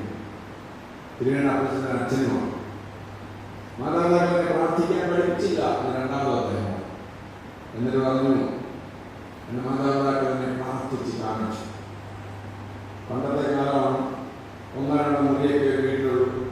മക്കളെല്ലാം ഒരു മുറിയാണെങ്കിൽ അദ്ദേഹമാണ് മൂത്ത മകൻ. അദ്ദേഹം വെളുപ്പിന് 4 മണിയാകുമ്പോൾ എൻ്റെ നെറ്റി നനഞ്ഞ് ഞാൻ തലയെടുത്ത് നോക്കുമ്പോൾ എൻ്റെ തലയ്ക്ക് കൊമ്പിട്ട് പ്രാർത്ഥിക്കുന്ന എൻ്റെ അപ്പച്ചൻ. അപ്പച്ചൻ്റെ കണ്ണീര് എൻ്റെ നെറ്റി നനഞ്ഞിട്ടുണ്ട്. എൻ്റെ കാലിക്കൽ കൊമ്പിട്ട് പ്രാർത്ഥിക്കുന്ന എൻ്റെ അമ്മച്ചി. അമ്മച്ചിയുടെ നെറ്റി നിന്ന് കാല് നനഞ്ഞിട്ടുണ്ട്. എൻ്റെ മാത്രമല്ല മൂത്തവരുടെ എല്ലാം മക്കളുടെയും കാലിക്കലും തലയ്ക്കലും കാലിക്കലും തൊട്ട് കണ്ണീരോടെ പ്രാർത്ഥിച്ച് ദൈവത്തെ സമർപ്പിക്കുന്ന മാതാപിതാക്കൾ എന്നെ പ്രാർത്ഥിക്കാൻ പഠിപ്പിക്കുന്നത്. ഈ ഒരു അനുഭവം, ഈ ഒരു സാക്ഷ്യം നമ്മുടെ മക്കളെ കൊണ്ട് പറയിക്കാൻ നമുക്ക് സാധിക്കുമോ? എന്ന് അദ്ദേഹം പറഞ്ഞു. മൂത്ത മകന്മാരുടെ അദ്ദേഹത്തിൻ്റെ ഉത്തരവാദിത്തങ്ങളുണ്ട്. അന്നത്തെ കാലത്ത് കൊച്ചുകുട്ടിയാണ്, 8-9 വയസ്സാണ്. പണ്ടൊക്കെ അങ്ങനെ കാര്യങ്ങൾ അമ്മമാർ ഉച്ചകഴിഞ്ഞ് വൈകുന്നേരം പിള്ളേർ പറഞ്ഞ് കടയിൽ പോയി മുളക് വാങ്ങിച്ചു, അഞ്ചാറ് വാങ്ങിച്ചു. എപ്പോഴാണെന്നും വേണ്ട ഫോൺ ചെയ്താൽ മതി, എല്ലാം വീട്ടിൽ ഒന്നാമത് ലുലുവൊന്നുമില്ല. ഇദ്ദേഹമാണ് മൂത്ത മകൻ. ഇദ്ദേഹമാണ് പോയേണ്ടത്. കടയിൽ പോയി സാധനം വാങ്ങിച്ചുകൊണ്ട് വരണം. വൈകുന്നേരം ആകുമ്പോഴത്തേക്കും അപ്പോൾ നമ്മെ എനിക്ക് പേടിയാണ്. എന്നാൽ നീ പേടിക്കാൻ നീ പാട്ട് പാടിക്കോ. ദൈവത്തിൻ പൈതലേ പേടിക്കാതെ നീ കാവൽ ചെയ്തിടുവാൻ ദൂതന്മാർ എന്നല്ലേ പാട്ട് പഠിച്ചാൽ. ദൈവത്തിൻ പൈതലേ പേടിക്കാതെ നീ കാവൽ ചെയ്തിടുവാൻ ദൂതന്മാർ എന്നല്ലേ പാട്ടും പഠിച്ചു. പാട്ട് പാടിക്കാണ് കടയിലോട്ട് പോകുന്നത്. കടയിൽ സാധനം ഓർഡർ ചെയ്യുമ്പോഴും പാടിക്കൊണ്ടിരിക്കുകയാണ്. കാരണം ഇത് കിട്ടി തിരിച്ചു കൊണ്ടുവരുന്നുണ്ട്. ഞങ്ങൾ ഇങ്ങനെ കൂടുതൽ സാധനം എടുക്കുമ്പോൾ ദൈവത്തിൻ പൈതലേ പേടിക്കാതെ നീ കാവൽ ചെയ്തിടുവാൻ ദൂതന്മാർ എന്നല്ലേ പാട്ട് പാടി പാടി അവൻ മാസമാസ പോയിട്ടില്ല. അവിടെ തീർന്നില്ല. ഒരിക്കൽ അദ്ദേഹം പ്ലെയിനിൽ യാത്ര ചെയ്യുമ്പോൾ പ്ലെയിൻ യാത്ര മധ്യാകാശത്ത് വെച്ച് ഒരു വല്ലാത്ത അനൗൺസ്മെന്റ്. പൈലറ്റ് സോറി പറഞ്ഞു. പൈലറ്റുമാർ സോറി പറഞ്ഞാൽ സ്ഥിതിയാണ്. പൈലറ്റും ഡോക്ടറും ഒക്കെ സോറി പറയുമ്പോൾ നമ്മൾ കണ്ടുവരും. പ്ലെയിൻ പറന്നുകൊണ്ടിരിക്കുകയാണ്. പൈലറ്റ് സോറി പറഞ്ഞു. പൈലറ്റ് സോറി പറഞ്ഞെങ്കിൽ മനുഷ്യന്റെ പ്രയത്നങ്ങളെല്ലാം അസ്തമിച്ചെങ്കിൽ മാത്രമേ പൈലറ്റ് സോറി പറയാൻ പാടുള്ളൂ. പൈലറ്റ് പറഞ്ഞു, സോറി, ഈ പ്ലെയിനിന്റെ 2 തകരാറുകളും ഇപ്പൊ 2 എഞ്ചിനുകളും തകരാറിലായിരിക്കും. 2 എഞ്ചിനുകൾ തകരാറ്, എല്ലാ കാര്യങ്ങളും എല്ലാം നിയന്ത്രണം വിട്ടിരിക്കുന്നു. അതിനുശേഷം അനൗൺസ് ചെയ്യാൻ പാടുള്ളൂ. ആ പ്ലെയിനിൽ വലിയ പെടവട്ടത്തിലേക്ക് അറിയാൻ തുടങ്ങി. കരഞ്ഞ് പ്രാർത്ഥിക്കാൻ നിലവിളിക്കാൻ തുടങ്ങി. ദൈവകൃപയാൽ പ്ലെയിനിന്റെ ഒരു എഞ്ചിന്റെ പ്രയാസം കേടുമാറുകയും ജർമ്മനിയിലെ എയർപോർട്ടിൽ എമർജൻസി ലാൻഡ് ചെയ്തുകൊണ്ട് തന്നെ എമർജൻസി ഡോറിലൂടെ എല്ലാവരും ജീവനും പ്ലെയിനിൽ വിളിച്ചായി. തിരുമേനിയാണ് ഏറ്റവും ഒടുവിൽ ഇറങ്ങുന്നത്. തിരുമേനി ഇറങ്ങി ഉടനെ തിരുമേനിയുടെ സീറ്റ്, അടുത്തിരുന്ന സീറ്റിൽ ഒരു മദാമയാണ്. ആ മദാമ പറഞ്ഞു, എല്ലാവരും ബഹളം വെച്ച് കഴിഞ്ഞിട്ടും ഈ സന്യാസി നമ്മൾ മൂളിപ്പാട്ട് പാടിക്കൊണ്ടിരിക്കുന്നതാണ്. സന്യാസിയാണെന്ന് നമ്മുടെ വിചാരം. കാവി ഡ്രസ്സൊക്കെ ആണല്ലോ. ഈ സന്യാസി മാത്രം മൂളിപ്പാട്ടും പാടിക്കൊണ്ടിരിക്കുന്നു. തിരുമേനിയോട് ശരിയാണ്, ഞാൻ മൂളിപ്പാട്ട് പാടി. എന്താണെന്നറിയാം? ദൈവത്തിൻ പൈതലേ പേടിക്കാതെ നീ കാവൽ ചെയ്തിടുവാൻ ദൂതന്മാർ തന്നെ 5-ാമത്തെ വയസ്സിൽ അമ്മയെ പഠിപ്പിച്ച പാട്ട്. എന്നെ കേട്ട് പ്രിയപ്പെട്ടവരെ, കാവൽ ചെയ്യുവാൻ ദൂതന്മാരുണ്ട്. ദൈവത്തിൻ പൈതലേ പേടിക്കണ്ട. കുഞ്ഞുങ്ങളെ പഠിപ്പിക്കുന്നു. പ്രാർത്ഥന കേട്ട് നമ്മെ ദൈവം ജീവിക്കുന്നു. അങ്ങനെ അത്ഭുതകരമായി അമാലേക്കിനെ പരാജയപ്പെടുത്തിയ ദൈവമാണ്. മോശയുടെ നേതൃത്വത്തിൽ ഒരു യാഗപീഠം പണിതു. അതിനാൽ യഹോവ നിസി, യഹോവയുടെ കൊടി എന്ന് പേരിട്ടു. പ്രിയപ്പെട്ടവരെ, പ്രാർത്ഥന കേൾക്കുന്നവനായ ദൈവം ജീവിക്കും. ഇതൊക്കെ നമ്മുടെ ജീവിതത്തിൽ ഒരുപാട് അനുഭവങ്ങളുള്ളതാണ്. ഒരുപക്ഷെ ഇതുപോലെയുള്ള വലിയ അനുഭവങ്ങൾ അല്ലാതെ നിങ്ങൾക്ക് പറയാമെന്നാൽ അനേക പ്രാവശ്യം നിങ്ങൾ ഓപ്പറേഷൻ ചെയ്യാൻ ദൈവത്തിന്റെ ഇറക്കിക്കൊണ്ട് വന്നില്ലേ? ഐസിയു ദൈവത്തിന്റെ ഇറക്കിക്കൊണ്ട് വന്നില്ലേ? ആദ്യ പ്രവേശനമില്ലാത്ത ഐസിയു ദൈവത്തിന്റെ കാര്യം വന്നില്ലേ? നിങ്ങളുടെ കടബാധ്യതയും മാറ്റി തന്നില്ലേ? നിങ്ങളുടെ മക്കൾക്ക് ജോലി തന്നില്ലേ? പ്രാർത്ഥന കേൾക്കുന്നവനായ ദൈവം ജീവിക്കുന്നു. ഇത് നമ്മൾ അനുഭവിച്ചിട്ടുള്ളവരാണ്. ഒരിക്കലും മറന്നു പോകരുത്. നന്ദിയോട് പ്രാർത്ഥന കേൾക്കുന്നവനായ ദൈവത്തിൽ ആശ്രയിച്ചുകൊണ്ട് നമുക്ക് നമ്മുടെ ജീവിതയാത്ര തുടരാം, തീർത്ഥയാത്ര തുടരാം. നമ്മുടെ ലക്ഷ്യത്തിലേക്ക് നമുക്ക് നീങ്ങാം. യേശുവിനെ നമുക്ക് നോക്കാം. പാപം നമുക്ക് വിട്ടൊഴിയാം. ഭാരം നമുക്ക് ഉപേക്ഷിക്കാം. അങ്ങനെ അനുഗ്രഹിക്കുന്ന ക്രിസ്ത്യൻ നമുക്ക് നയിക്കാം. ദൈവങ്ങളുടെ വിശുദ്ധാത്മാവല്ല നമ്മെ സഹായിക്കുന്നത്. നമുക്ക് പ്രാർത്ഥിക്കാം. ദൈവമേ, സത്യപിതാവേ, മനോഹരമായ രാത്രിക്കായി ഞാൻ എന്നെ ശ്രദ്ധിച്ച് അപകടപ്പെടുത്തുന്നു. ഞങ്ങളുടെ ജീവിതം ഒരു യാത്രയാവുന്ന ഞങ്ങളെ വീണ്ടും ഓർമ്മിപ്പിച്ചതോടെ സ്തോത്രം. ഇത് കളയാനുള്ള ഒരു വിനോദയാത്ര അല്ലെന്നും കടന്നു തീർക്കാനുള്ള ഒരു വിലാപയാത്രയാണ് നിങ്ങളെ ഉറപ്പിച്ചവർക്ക് സ്തോത്രം ചെയ്തു. പ്രധാനമായ ഒരു തീർത്ഥയാത്രക്കാരാണെന്നും ഇന്നല്ലെങ്കിൽ നാളെ ലക്ഷ്യസ്ഥാനത്തിൽ എത്തേണ്ടതാണെന്ന ബോധ്യത്തോടുകൂടി ജീവിതയാത്ര തുടരുവാൻ നിങ്ങളെ സഹായിക്കണമേ. ഞങ്ങളെ ചുറ്റുവരിയുന്ന പാപങ്ങളെ ഉപേക്ഷിപ്പാൻ, ഞങ്ങളെ തകർത്ത് കളയുന്ന ഭാരങ്ങളെ ഉപേക്ഷിക്കാൻ ഇടയാക്കി തീർക്കണമേ. യേശുവിനെ നമുക്ക് മാത്രം നോക്കുവാൻ ഇടയാക്കണമേ. മോശയുടെ ജീവിതത്തിനായി കേൾപ്പിച്ച നല്ല പാഠത്തിനായി സ്തോത്രം. പരാജയപ്പെട്ടു പോകാവുന്ന സാഹചര്യങ്ങളെ വിജയത്തിന് അനുഭവങ്ങളാക്കി മാറ്റി ദൈവം ഇന്നും ജീവിക്കുന്നു വിശ്വസിക്കുവാൻ, ആ ദൈവത്തിൽ ആശ്രയിച്ചുകൊണ്ട് പ്രാർത്ഥന കേൾക്കുന്നതിനായി ദൈവം ജീവിക്കുന്നു ഉറച്ച് വിശ്വസിക്കുവാനും, പ്രാർത്ഥിക്കുന്ന ദൈവം പരാജയപ്പെടുകയില്ല എന്ന് വിശ്വസിക്കുന്നതിനും അടുത്ത തലമുറയെ പഠിപ്പിക്കുന്നതിന് ഇടയാക്കി തീർക്കണമേ. നിങ്ങളോട് സംസാരിച്ച സ്തോത്രം. തുടർന്ന് നിങ്ങളെ അനുഗ്രഹിച്ച് വാഴ്ത്തണമേ. യേശുവിന്റെ നാമത്തിൽ അപേക്ഷിക്കുന്നു. കൃപയോടെ കേൾക്കണമേ.